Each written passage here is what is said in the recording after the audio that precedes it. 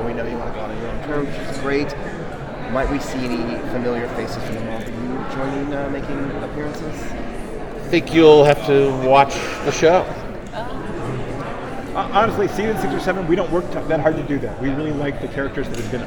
We're working hard sometimes to bring back characters who've been on our show previously, but that's a much higher priority to us than checking off the box because third guy from the left in this movie showed up, you know.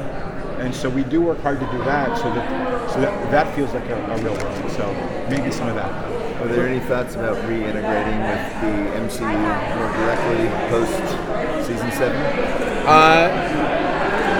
We'll see what happens. Those things are it's a big, long process. That obviously something that we get asked a lot about.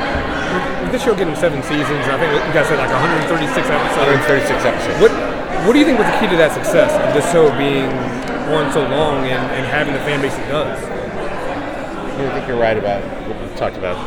Then you say it, because I don't remember what I said. Just that it's a show that's about hope. There are dark moments. There are times when we've had to, wipe a little something from our eyes. But at the end of the day, the people that are on that show and the stories that we're telling are aspirational. And that at a time when just civility is a hard thing to find out there, to show a diverse cast working together, not making any comment on that, just seeing it happen, that the women are strong, that they have a point of view, and that the people on the show feel that with each other, and that it has a family element to it, that this is a group of characters that didn't know at the beginning that whether or not they were looking for a family, and yet they've somehow come together, and we think that the audience feels that and respects that, and after 136 hours of anything is pretty extraordinary, but doing it on television is exceptional. That the Marvel Universe is always very protective for the spoiler alert, and that's what you just did. Yes. Is this the same things happen to the TV series too? Like, how do you do spoiler alert? Spoiler prevention. Well, my feeling, and I feel very strongly about this as the head of Marvel Television, is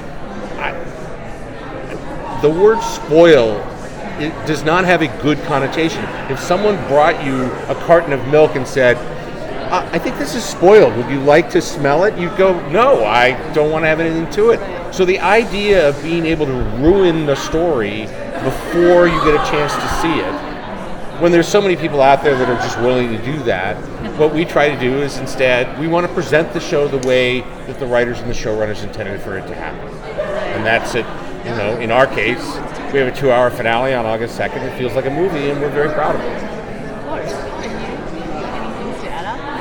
No, I agree. I actually, when I go to the movies and there's trailers for movies to come, I will do this sometimes because they show too much. I want to experience it when I see it. Surprise, right?